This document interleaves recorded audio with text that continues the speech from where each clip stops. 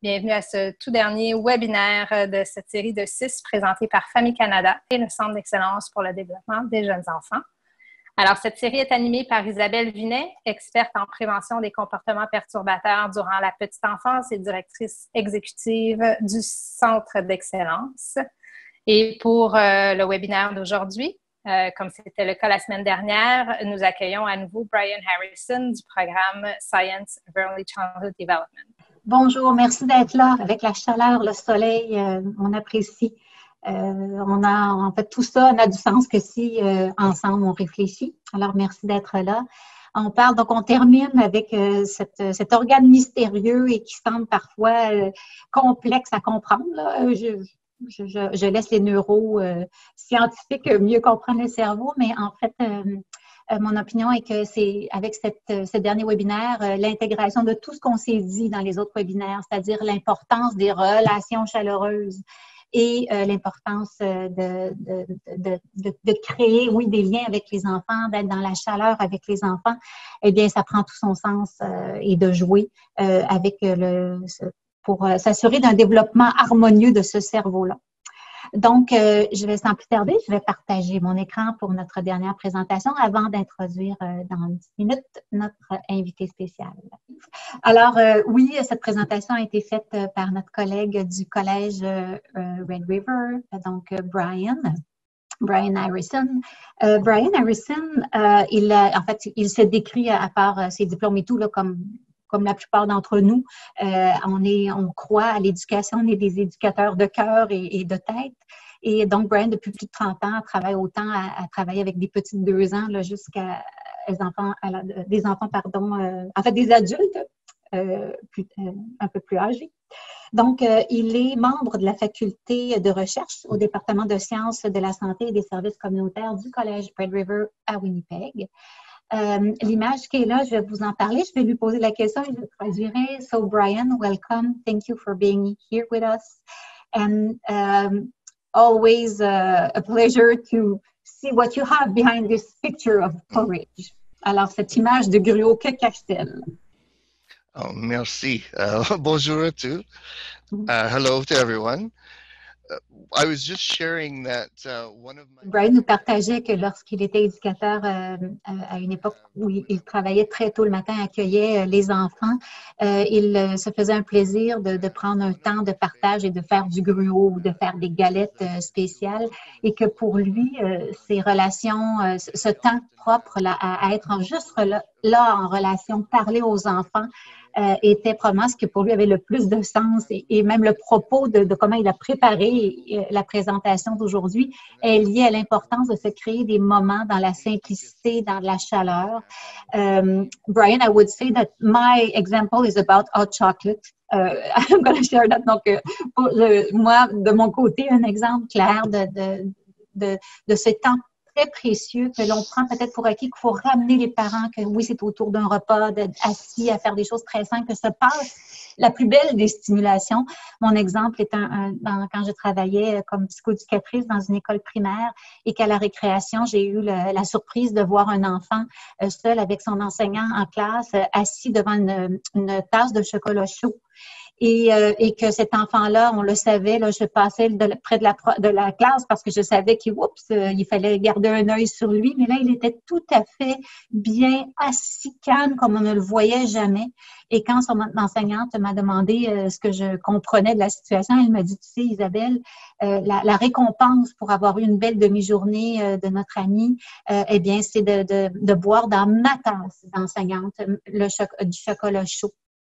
Et j'ai toujours gardé cet exemple de se dire, dans une tasse de chocolat chaud qui appartient à l'éducatrice, à l'enseignante, il se passait la plus belle des choses en termes d'un enfant c'était une récompense pour lui, mais dans ce qui se passait dans les 15 minutes, là, on s'entend, là, c'était pas une activité là, qu'elle avait préparée longtemps d'avance, elle corrigeait, il était en train de boire son chocolat chaud, et dans cette relation chaleureuse se passait tellement de choses dans un message, tu es capable, on est là pour toi. Alors, it was my example of my porridge. I will translate it to you later.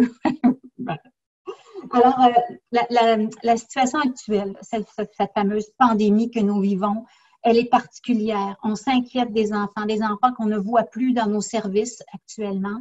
Et on se questionne, entre autres, sur le stress qui est vécu parce que l'on sait, il est vrai, que les études en épigénétique, entre autres, nous démontrent que le stress, il peut avoir un impact négatif sur le développement du cerveau. Mais ici, on n'est pas là pour alarmer personne, mais parce qu'on a déjà parlé dans la compétence émotionnelle un stress nécessaire et un stress, donc c'est une réaction du corps et tout, mais le stress que l'on vit normalement, il est court, il est tolérable et on a accès au réconfort de l'adulte. Dans la situation actuelle, on peut se poser la question, est-ce que le stress élevé que tout le monde vit, quel impact peut-il avoir sur le stress des enfants et donc sur le développement de leur cerveau actuellement? Brian nous revenait à dire, vous savez, les enfants, là, ça va bien aller, là, en tout cas qu'on voit, on a vu beaucoup, nous, au Québec, là, avec des arcs-en-ciel. Ça ne veut pas dire grand-chose. Nous, on sait que, bon, on a vécu des situations difficiles dans nos vies, il y a des passages et tout, mais il ne faut pas prendre pour acquis que les enfants, ils le voient comme ça. Donc, alors qu'on ne les voit pas actuellement, ces enfants-là, on a en tête peut-être certains enfants qui sont peut-être plus dans un contexte où ils ont moins de réconfort. Et le réconfort dans la situation de stress, c'est ce qui fait la différence, en fait. Donc on peut penser là, que 90% de nos petits ours actuellement, ils ont des adultes autour, quelqu'un qui est assez disponible affectivement pour répondre aux besoins affectifs, pour être là et pour pas que le stress devienne toxique, c'est-à-dire un stress qui, dans la durée là, de plusieurs mois et ou pour lequel les enfants n'ont aucun support. Donc on parle, bien sûr, on s'inquiète plus particulièrement des milieux de négligence où il y a de la violence familiale dans certains endroits parce que l'on sait que ce type de stress-là toxique, il peut avoir des effets à très long terme au niveau de la santé générale, la santé mentale, la santé physique et c'est beaucoup lié à l'élévation, entre autres, des hormones là, de stress, en particulier le cortisol. Mais tout ça, c'était pas pour stresser et s'ajouter au propre stress, mais plus de dire toutes les initiatives qu'on peut prendre pour être en lien avec les parents, pour leur suggérer peut-être des ressources pour aller se chercher de l'aide, de dédramatiser un certain nombre de choses.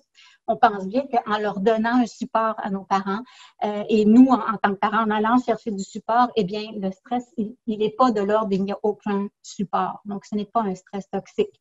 Donc, on ne sait pas actuellement s'il y en a des situations de stress toxique pour nos tout-petits depuis les 10 dernières semaines, mais on a des indicateurs de certains milieux où ça vaudrait la peine, si on a peu de temps, de davantage mettre notre énergie à contacter puis à voir quelles ressources on peut proposer. Donc, Brian, I shared your strategies that, rapidly I made a slide out of it, donc des stratégies imaginées vraiment dans une créativité de Brian, qui nous rappellent d'être vigilants quand on parle et les fameuses nouvelles là, qui sont toujours ouvertes. Qu'est-ce que les enfants captent de ce qui se passe? Nous, on a la capacité de rationaliser puis de dire, bon, même si les statistiques augmentent, bon, il y a quelque chose en contrôle, mais peut-être éviter, bien sûr, là, d'en parler ou que la télévision ou que la radio soit ouverte et pour les petites oreilles qui peuvent peut-être s'inquiéter davantage. Mettre de l'avant tout ce qui se passe de positif dans l'entraide parce que oui, il s'en passe des choses positives et de se dire, ben, il y a des choses que l'on fait là, pour ce vilain virus, c'est-à-dire se laver les mains, la distanciation, les masques et tout ça, mais que ce n'est pas, on ne veut pas mettre l'enfant au cœur de quand tu vas réintégrer ton service éducatif, est-ce que tu t'es vraiment lavé les mains? Est-ce que, oublie pas, là, quand tu retournes ce matin, là, oublie pas, bon, de garder la distance.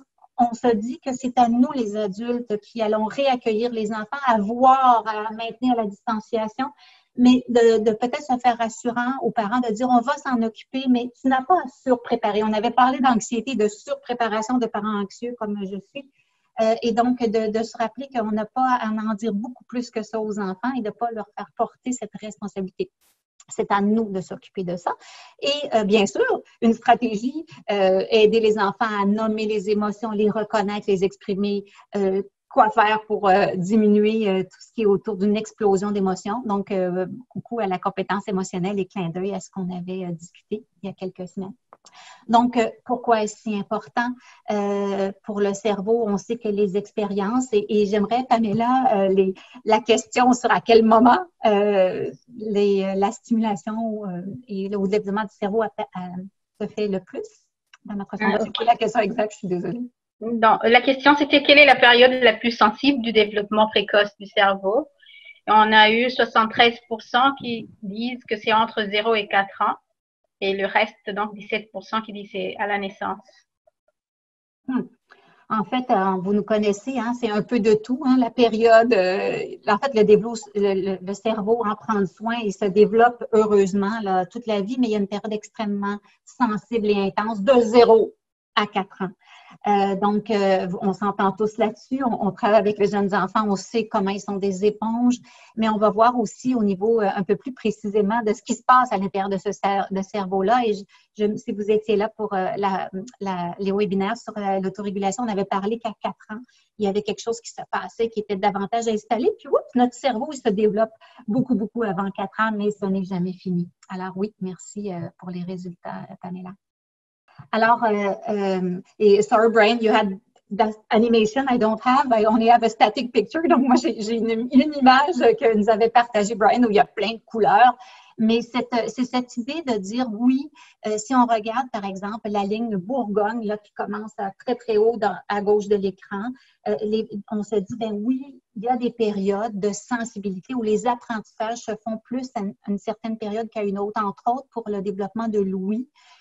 Dès 0 mois, là, parce que c'est en termes de mois et d'années, en fait, le graphique qui est là en termes d'années, on voit comment il y a une densité de couleurs là, en tout début, là, dans la première année de vie qui est là, mais on voit qu'il y a des choses qui sont décalées. Comprendre le concept de nombre, ça arrive un peu plus, il y a un pic vers 3-4 ans. Les habiletés sociales qu'on a discutées, il y a quelque chose, oui, à partir de 3 ans et qui continue dans le temps.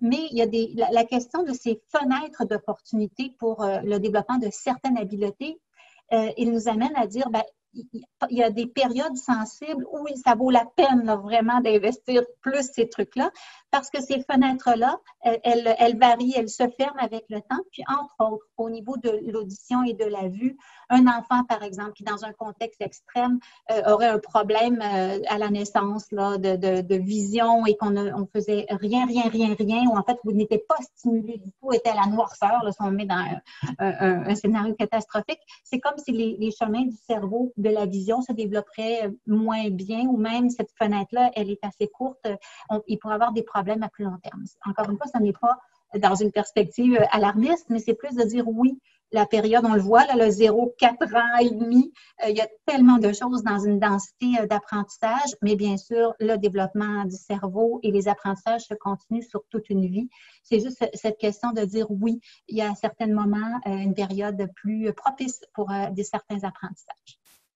Cette image, en fait, ces images nous amènent à une situation triste. Donc, la comparaison à gauche d'un cerveau en santé, d'un enfant qui est en présence d'adultes qui sont là minimalement disponibles pour lui, puis en relation avec lui, avec les soins de base physique, donc nourri, changé et tout dès les premiers mois, mais aussi dans une réponse affective. Alors, malheureusement, l'image de droite est une image d'un cerveau d'une personne qui avait vécu en Roumanie dans des contextes où il y avait eu, là, dans les années 90, là, sur Ceausescu, beaucoup d'enfants qui avaient été laissés en même temps dans des orphelinats, pardon.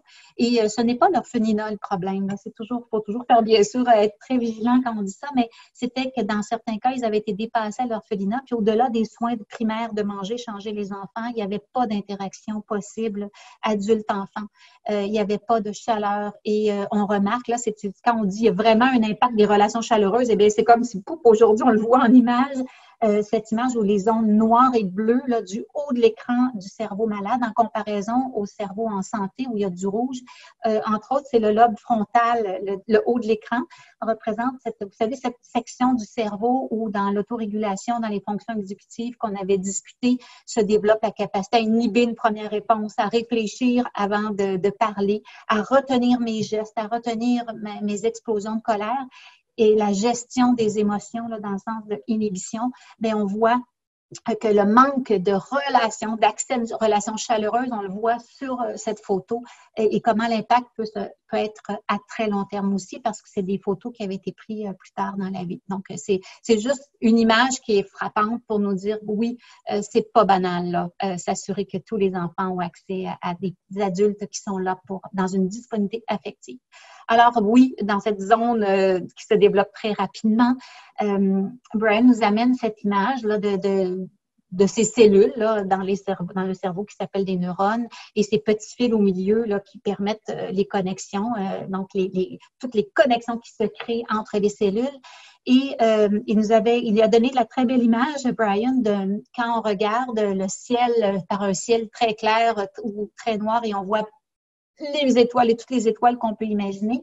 On parle d'un 100 milliards d'étoiles, mais c'est à la naissance, c'est 100 millions de cellules que le cerveau, de neurones que le cerveau possède et que dans une explosion des 4 premières années, il y a beaucoup d'activités et de connexions qui se passent entre ces cellules-là. Donc, tous les apprentissages, donc toute la stimulation et le contact nous amènent ces neurones-là à faire une multitude de connexions entre elles. Et c'est vrai que c'est beaucoup plus actif dans les toutes premières années de vie que plus tard. Heureusement, le cerveau et les connexions et l'activité électrique du cerveau continuent, mais c'est vrai qu'il y a une densité extraordinaire. On a une image un peu plus loin là, qui est assez intéressante. Juste en termes de croissance, là, pour montrer, en chiffres vraiment à la naissance, donc le bébé humain, son cerveau serait à 25% de son poids total à l'âge adulte, à l'autre bout du spectre. Et on voit que dès l'âge de 2 ans, à 75%, ce cerveau-là a grandi, a pris du poids. Et à l'âge de 4-6 ans, on est à 90% de ce cerveau-là. Et donc, c'est la matière là, du cerveau qui se développe. Donc, c'est de se dire, c'est vrai, là, quelque chose qui se passe, il y a une explosion, il y a beaucoup de cellules qui se connectent entre elles dans cette période-là. En plus, il y a cette croissance de l'organe comme tel. Et la question est, est-ce que comme être humain, comparativement aux animaux, on naît prématurément? En tout cas, sur la base du développement, c'est comme si notre cerveau aurait eu besoin de plus de temps pour être à 100%, comme les animaux le sont. Leur cerveau semble être beaucoup plus développé, en tout cas, que le nôtre à la naissance. Et que, dans le fond, nos soins dans les premières années de vie devraient être l'équivalent de ce qui se passe dans un équilibre parfait de la vie intra-utérine. Il y a même qui disent que nos soins devraient être comme un utérus à l'extérieur du corps.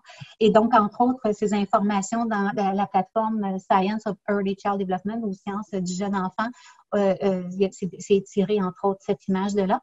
Mais donc, c'est donc de se dire, peut-être que l'être humain, justement, le cerveau, il n'aurait pas pu tout se développer parce que ça aurait été difficile peut-être de donner naissance, c'est des hypothèses, mais il y a beaucoup à faire et d'où l'importance dans les premières années de vie de ces soins de réconfort, d'un parfait dosage d'attention, d'équilibre entre stimulation et pas trop, mais d'attention et de relations chaleureuses. La densité de ces connexions-là, de ces 100 milliards de neurones que nous avons au départ dans notre cerveau, on peut voir que bien qu'il y a plein de cellules à la naissance, il y a déjà des connexions qui se font entre les cellules et ce sont des chemins d'apprentissage qui se mettent en place et que quand on regarde, c'est assez saisissant la densité de toute cette énergie électrique qui se passe à 6 ans. Donc, entre 0 et 6 ans, là, il s'en est passé beaucoup d'activités, mais il y a beaucoup de choses que le cerveau, à un moment donné, va élaguer. Quand on regarde l'image à 14 ans, on voit vraiment qu'il y a un ménage qui s'est fait, et c'est un ménage heureux, mais ça nous parle quand on parle de ces petites éponges, on voit encore une fois une image très claire qui nous dit, le temps, les activités que tu proposes à l'enfant, d'aller dehors, les couleurs, les senteurs, les odeurs, tout ce qui passe par les sens, eh bien, ça amène toutes ces petites connexions-là à se faire. Et d'ailleurs, les enfants en bas âge peuvent reconnaître les tonalités de différentes langues et apprendre plus facilement différentes langues que nous à l'âge adulte, parce qu'à un moment donné, il y a des circuits non utilisés et c'est une bonne chose. Il y a du ménage qui se fait et le circuit de peut-être apprendre le japonais, il s'enlève ou parce qu'on n'utilise que le français, l'anglais ou toute autre langue par ailleurs. Donc, il y a une spécialisation qui se fait, mais il y a vraiment une effervescence dans les possibilités des enfants dès 6 ans. Dans le que pouvons-nous faire dans ce temps particulier, mais aussi de manière générale, être là, on y revient, et le jeu. Donc, ça nous ramène, si vous étiez la semaine dernière, le jeu qui est le plus soutenant dans ces petites connexions neuronales qui se font, le jeu qui est initié par l'enfant, qui part de l'intérêt de l'enfant, et que nous, on est là pour créer des possibilités où ça se passe, avoir le temps, avoir de la disponibilité comme adulte, d'être pas loin pour pouvoir venir soutenir ou être en présence de l'enfant qui joue à partir de quelque chose qui l'intéresse. Donc, ça nous prend des opportunités, ça prend accès à du matériel, mais pas du matériel qui coûte cher. Et le message principal, c'est dans le jeu, en fait, dans l'activité qui peut être prendre un livre avec un enfant, c'est la proximité et ce qui se passe au niveau de la relation qui fait probablement le plus de bien au cerveau. Donc, l'image qui est là, c'est est-ce qu'on peut être des agents multiplicateurs de connexion, en fait, multiplier les temps d'interaction avec les enfants, s'assurer que les enfants que l'on ne voit plus qui venaient dans nos services, on puisse garder une certaine relation quand c'est possible, mais bien sûr, les relations chaleureuses. Il y a quelque chose qui est assez intéressant, en tout cas moi, qui m'avait beaucoup intéressée quand j'avais lu là-dessus, c'est que les bébés, dès la naissance, semblent être prédisposés pour aimer les relations chaleureuses, puis même prédisposés pour aimer les adultes qui les côtoient. Donc, il y a quelque chose qui fait que le bébé est attiré vers un visage rond, on aime les rondeurs, et spontanément, il y a comme à l'inverse, dans une synchronicité, assez instinctivement, on tient le bébé à une distance optimale pour l'enfant par rapport à son champ de vision quand il est très petit, qui est à peu près 10 cm. Mais donc, les bébés, même au niveau des gènes, on semble être prêt on veut de la chaleur humaine et puis on se développe et l'expression positive du bagage que l'on porte a besoin de ça pour s'exprimer. Donc, c'est pour ça qu'on se dit qu'il y a une interaction entre ce qu'on est, ce que l'on porte et ce que l'environnement me donne. Mais c'est vrai aussi qu'on se questionne, est-ce que tous les enfants actuellement ont quelqu'un qui observe ce qui les intéresse, puis s'insère dans le jeu, propose des idées et ça se passe, le jeu à être là, partager un repas, l'exemple de gruau ou de lait au chocolat, parler avec l'enfant, lire avec l'enfant, chanter. Brian nous ramène beaucoup chanter. C'est vrai qu'il y a plein de choses pour même l'apprentissage de la lecture, mais c'est tellement chaleureux et ça, c'est quelque chose qu'on peut faire, en tout cas, avec les enfants et quand on les réaccueillera, faire de la place à la simplicité de ces gestes-là. Un exercice, en fait, 2 images pourraient un peu illustrer l'idée de tout ce qui se passe quand on voit une image comme celle-là. Alors, je vous invite qu'est-ce que vous voyez? Quels sont les mots qui vous viennent en tête quand vous voyez cette image-là? Donc, je vous laisse aller de vos idées si vous voulez utiliser la boîte de discussion pour y aller de ce qui est là. Mais il y a des chances, là, on peut faire l'hypothèse que vous diriez, il y a rouge, il y a rond, il y a peut-être cercle qui vient en tête. Il y a des mots, balle rouge, ça ressemble à un carton. Il y a plein de mots qui se passent. Donc, l'idée de se dire, avec une simple image, juste pour dire que tout ce que le cerveau est en train d'absorber et les connexions qui se passent à la simple référence d'une image. Et donc, une image qui peut être dans un magazine, une image qu'on présente aux enfants, mais bien sûr, les plus belles images sont souvent à l'extérieur, puis on vit à ce moment-là pas seulement une image, mais les sensations qui ont autour. On sait que la stimulation, elle est différente. Donc, si on prend cette image, puis on la compare à une image comme celle-ci, où là, spontanément, il y a plus de concepts que ce qu'on avait à l'image précédente. Donc,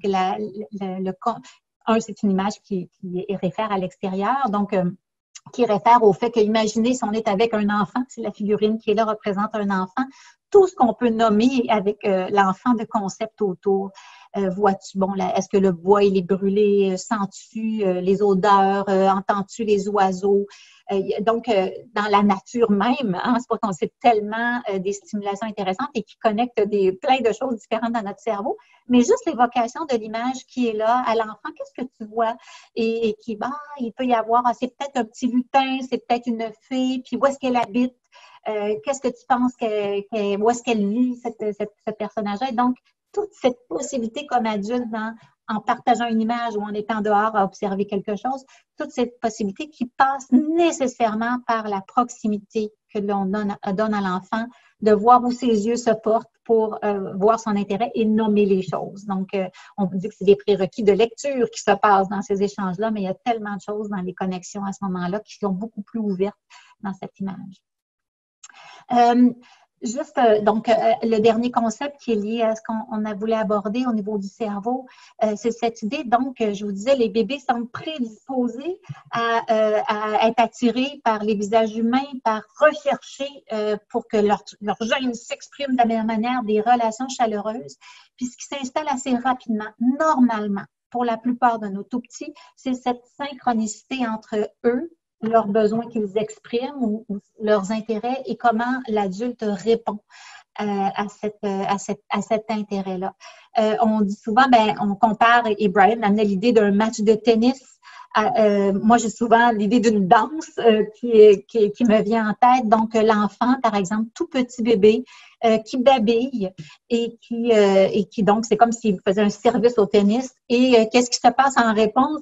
L'adulte sourit, réagit et donc encourage encore plus ce retour du service là, de la part du bébé.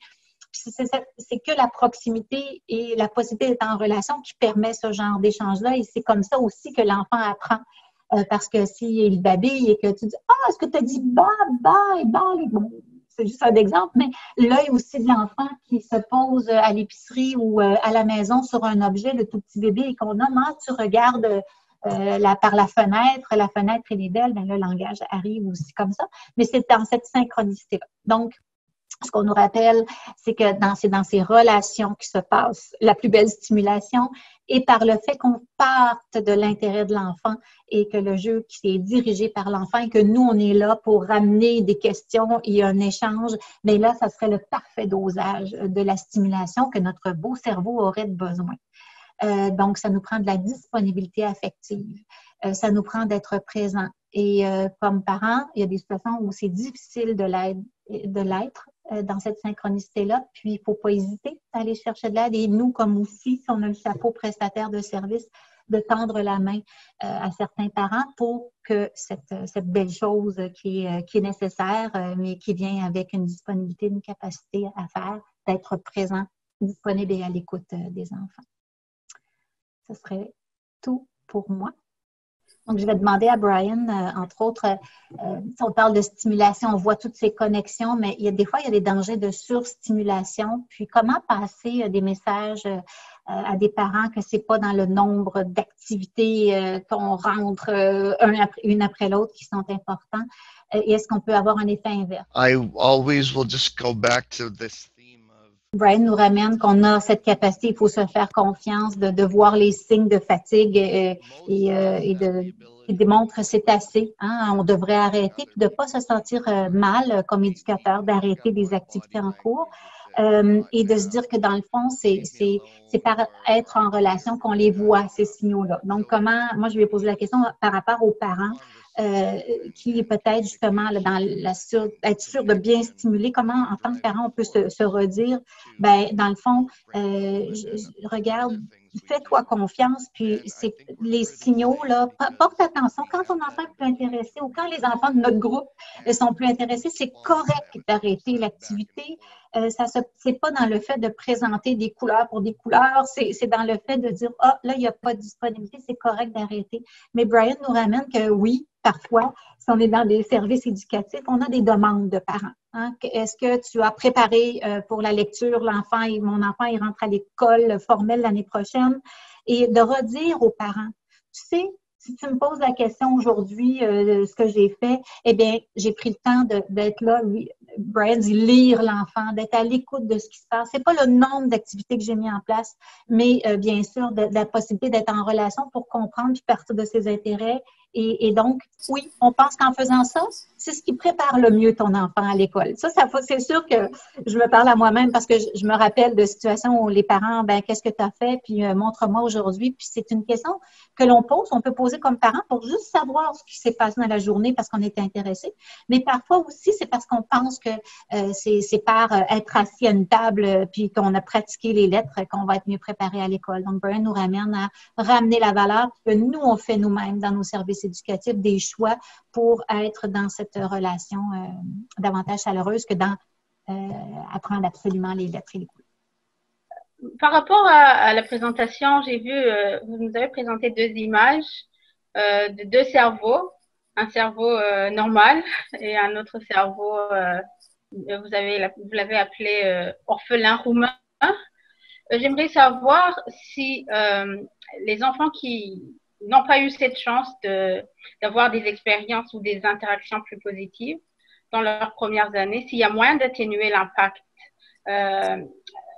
justement pour leur réussite à long terme. Y a-t-il des suggestions à nous faire pour ces enfants qui ont un cerveau qui n'a pas, disons, pu développer de façon normale. Merci.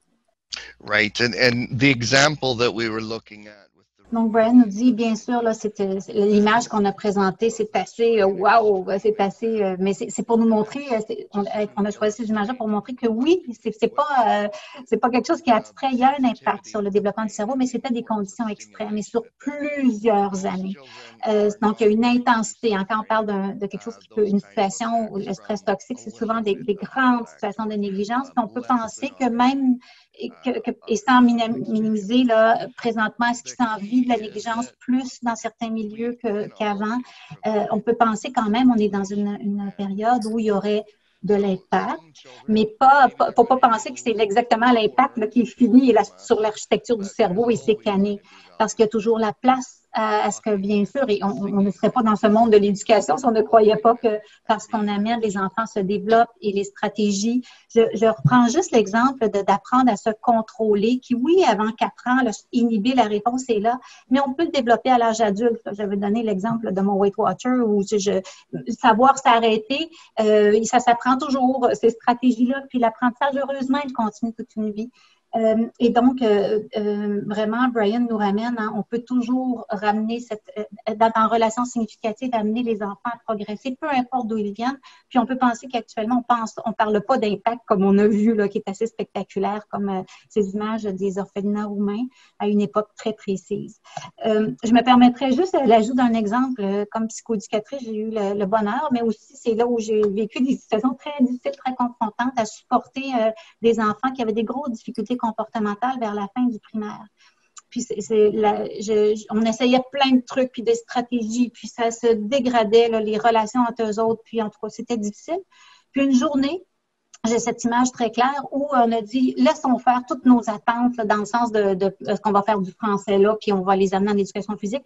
On va enlever l'horaire, puis c'était la journée de la Saint-Valentin, je me rappelle, puis j'ai décidé d'amener mon garçon qui avait 3 ans à l'époque dans la classe avec, c'était que des garçons à l'époque, dans la classe où je travaillais.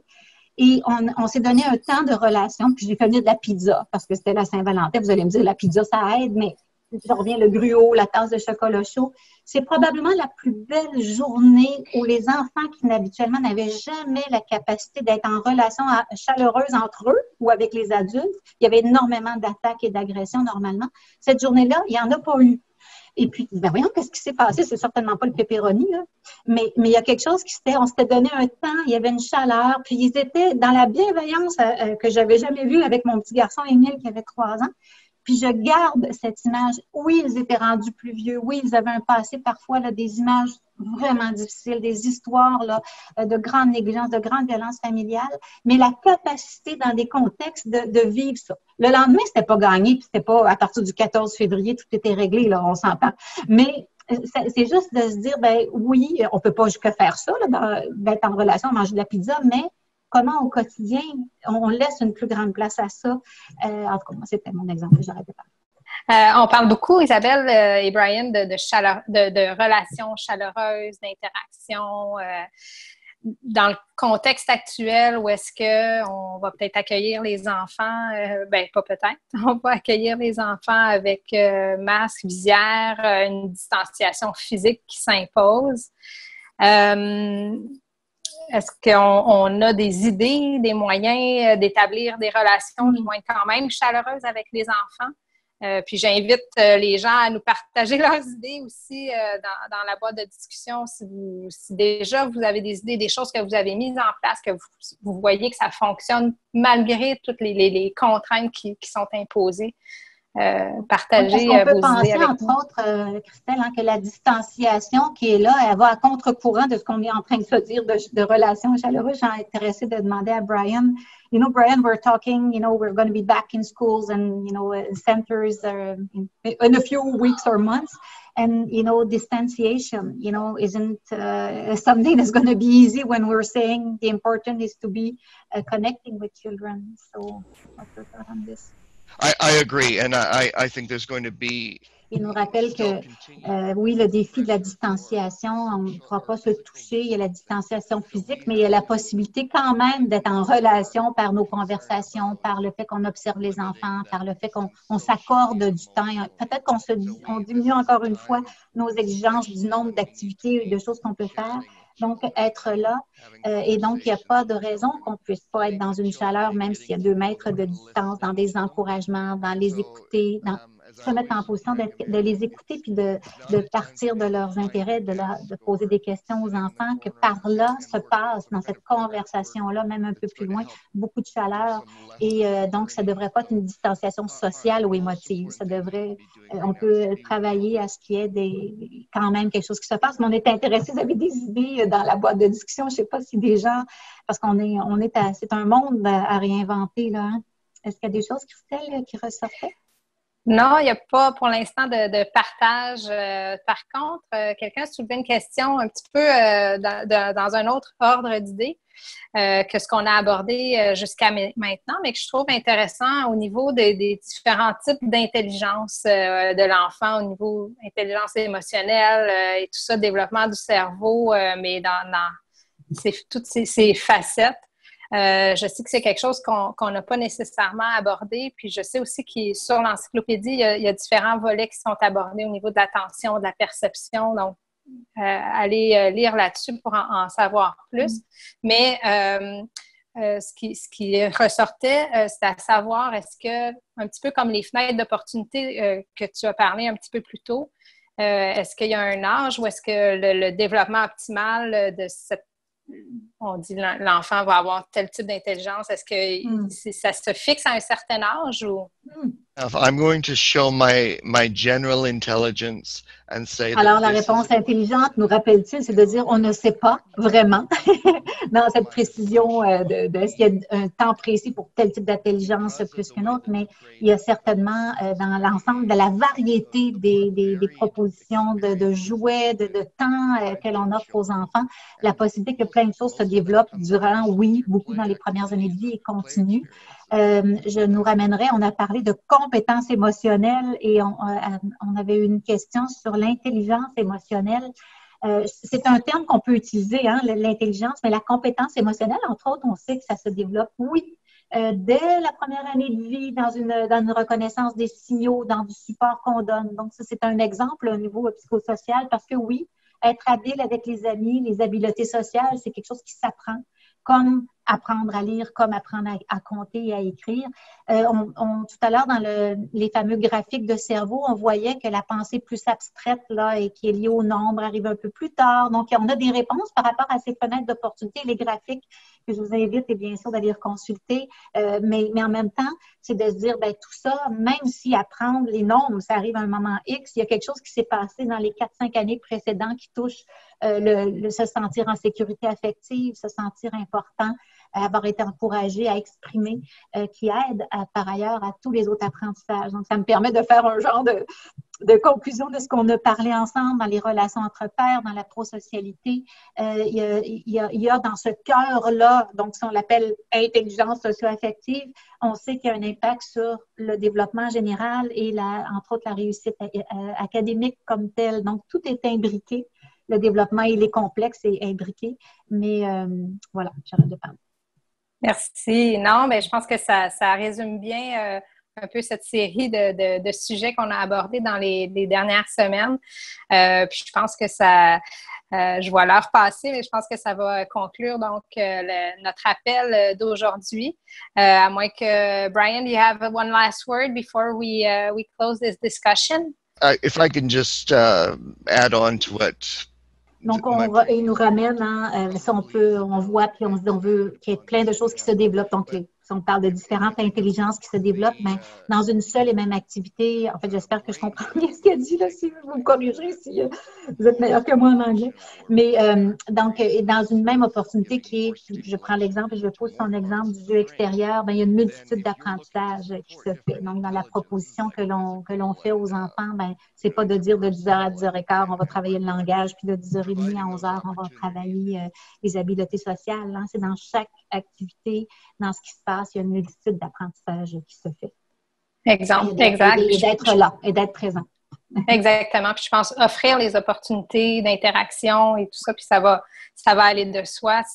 Donc, ça va amener la stimulation, puis l'enfant va se développer avec ses forces et je pense que ça résume bien. Merci Isabelle. Mais thank you, Brian. Merci encore, Isabelle. Donc, c'est ce qui nous amène à la fin de notre discussion d'aujourd'hui et à la fin de notre série. Nous vous invitons encore une fois à visiter nos sites web pour accéder à d'autres ressources qui pourraient vous être utiles. C'est ce qui conclut donc notre session d'aujourd'hui. Prenez bien soin de vous et à la prochaine.